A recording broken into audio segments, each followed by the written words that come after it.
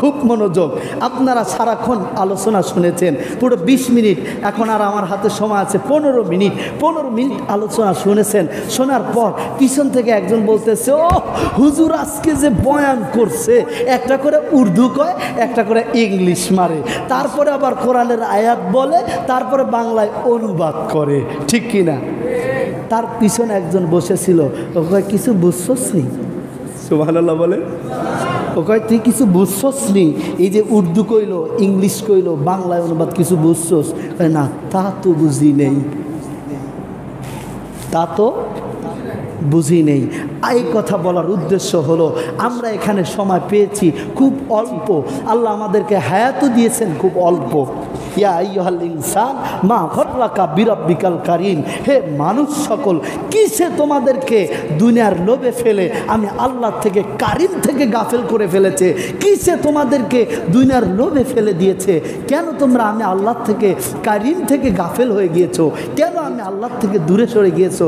তোমরা কি আল্লাহকে খুঁজতে পাও না? ভাইরা, এখানে আমরা সবাই আসছি, এখানে আমাদের আসার একটা উদ্দেশ্য আছে, সেটা হচ্ছে আমরা জুমার সালাত আদায় করব, ঠিক কিনা? জোরে বলেন, আরো জোরে বলেন। ব্যাস, এইবার বলেন তো, নামাজের মধ্যে হাত ছেড়ে দিলে কি নামাজ হবে? আরো জোরে বলেন, আরো জোরে বলেন। নামাজের মধ্যে হাত ছেড়ে দিলে নামাজ হবে? নামাজ হবে? এই বুঝে বলবেন, আবেগে উত্তর দিবেন না, বুঝে বলবেন। কারণ এখানে আসছি 15 মিনিট, এই 15 মিনিটে মাথার মধ্যে কিছু নিয়ে যেতে চাই, এই 15 মিনিট সুর শুনে যেতে চাই না, এই 15 মিনিট কণ্ঠে মাতাল হতে চাই না। গান গাওয়ার জন্য অনেক মঞ্চ আছে, কণ্ঠ শোনার জন্য অনেক কিছু আছে, ঠিক কিনা? আমরা এই 15 মিনিট কিছু কথা শুনবো। আপনারা কি একমত যে নামাজের মধ্যে হাত ছেড়ে দিলে নামাজ ভেঙে যাবে? একমত? একমত সবাই? জোরে বলেন, একমত? একমত, ঠিক আছে। কারা কারা একমত একটু হাত তোলেন তো। কারা কারা একমত যে নামাজের মধ্যে হাত ছেড়ে দিলে নামাজ ভেঙে যাবে? একমত কারা? হাত তোলেন। কি ব্যাপার, সবাই বললেন, আবার হাত তোলেন না দেখি, খুব ঝামেলা। নামাজের মধ্যে যদি হাত ছেড়ে দিই নামাজ ভেঙে যাবে না? যাবে না তো হাত তোলেন, সমস্যা কি? আচ্ছা, হাত না তুললেন, আপনারা বলেছেন নামাজ ভেঙে যাবে। এইবার ইমাম সাহেব যখন বলেছে সামিআল্লাহু লিমান হামিদা, এখন সবাই দাঁড়াইছে না? রুকুতে ছিল, সবাই দাঁড়াইছে, এখন হাত ছাড়া আছে না বাঁধা আছে? হ্যাঁ, তো নামাজ ভাঙলো না? হাত না ছেড়ে দিলেন? হাত ছেড়ে দিছেন না? ভাইরা আমার, ছোট্টবেলার থেকে একটা শব্দ আমরা শুনে আসছি, আমিও অনেকবার বলেছি, ওমা খালাকতুল জিন্না ওয়াল ইনসা ইল্লা লিয়াবুদুন। তাফসির খোলেন, তাফসির যতগুলো তাফসির দেখবেন, এই ইল্লা লিয়াবুদুনের পরে এই যে আলেম আমার ভাইজান আছেন, ওস্তাদুল আমার বাবা আছেন, যারা আলেম আছেন এখানে, পরিচিত অপরিচিত, প্রত্যেকটা তাফসিরে লিখেছেন ইল্লা লিয়াবুদুন আও লিয়ারিফুন। সুবহানাল্লাহ বলে, আরো জোরে বলেন, আরো জোরে বলেন, আরো জোরে বলেন, আরো জোরে বলেন। ভাইরা আমার, আল্লাহ প্রত্যেকটা জায়গায় ইল্লা লিয়াবুদুনের ব্যাখ্যা করেছি, তাফসির খুলে দেখলাম আও লিয়ারিফুন, অর্থাৎ আল্লাহ বলছেন যে আমাকে চেনো, আমাকে চেনো, আমি কেমন রব, আমাকে চেনো। মা গররাকা বিরাব্বিকাল কারীম, এই শব্দটা তোমার জীবন থেকে দূর হয়ে যাবে, তুমি আমাকে চেনো। আল্লাহকে চেনার জন্য আমাদেরকে এই পৃথিবীতে পাঠিয়েছেন। সুবহানাল্লাহ।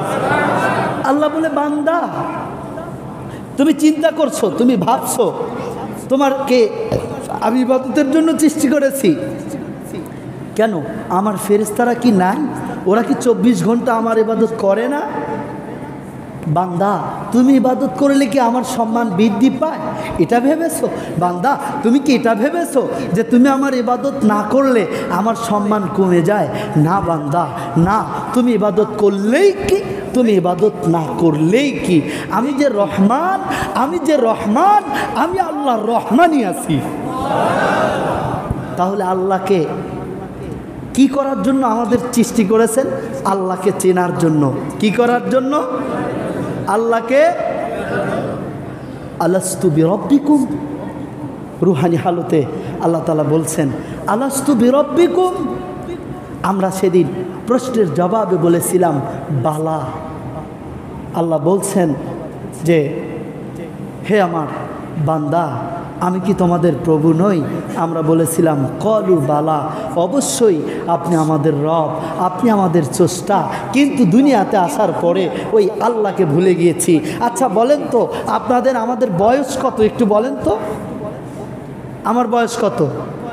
খুব হইলে 30, যদি খুব বেশি হয়, আমার কথা খেয়াল করবেন, খুব বেশি হইলে 30। আপনাদের বয়স কত? কারো 20, কারো 25, কারো 40, ঠিক না? এর বাইরে কোনো হিসাব কারো কাছে আছে? এর বাইরে কারো হিসাব? কেন? মায়ের পেটে যে 9 মাস 8 মাস ছিলেন, ওই 8 মাস আপনি জিন্দা না মরা?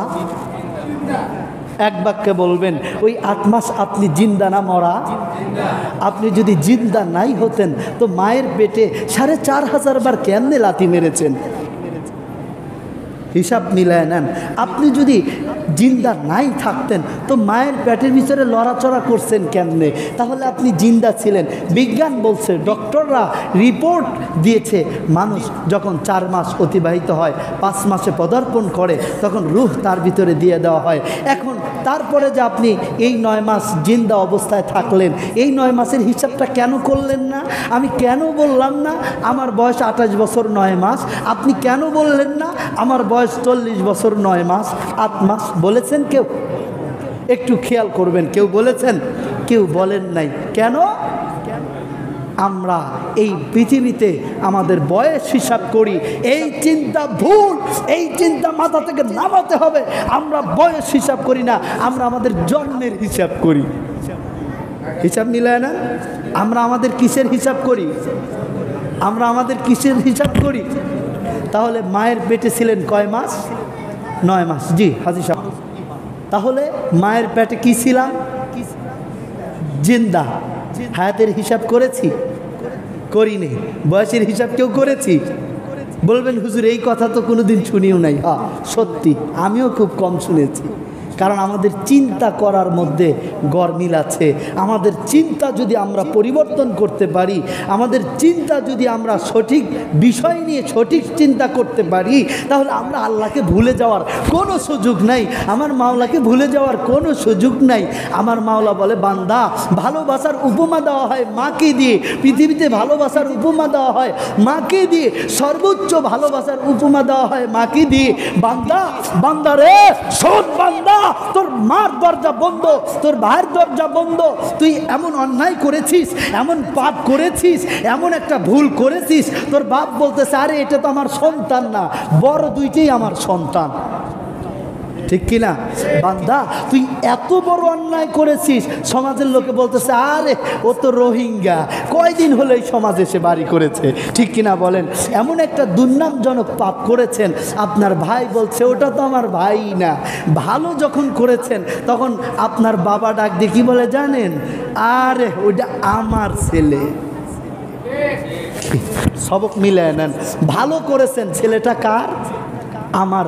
খারাপ করেছেন, বাপ বলতেছে ও যে পাপটা করছে ও আমার সন্তান না, আমার সন্তান হলে এই পাপ করতে পারে না, অসম্ভব, ও আমার সন্তানই না, ও অমুকের, মানে স্ত্রীর নাম বলবো, ও তো সকিনার ছেলে।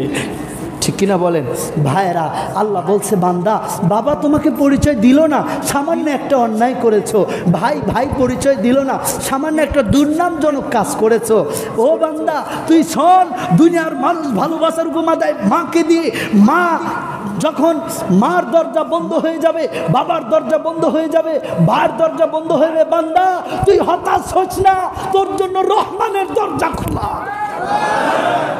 কার দরজা খোলা?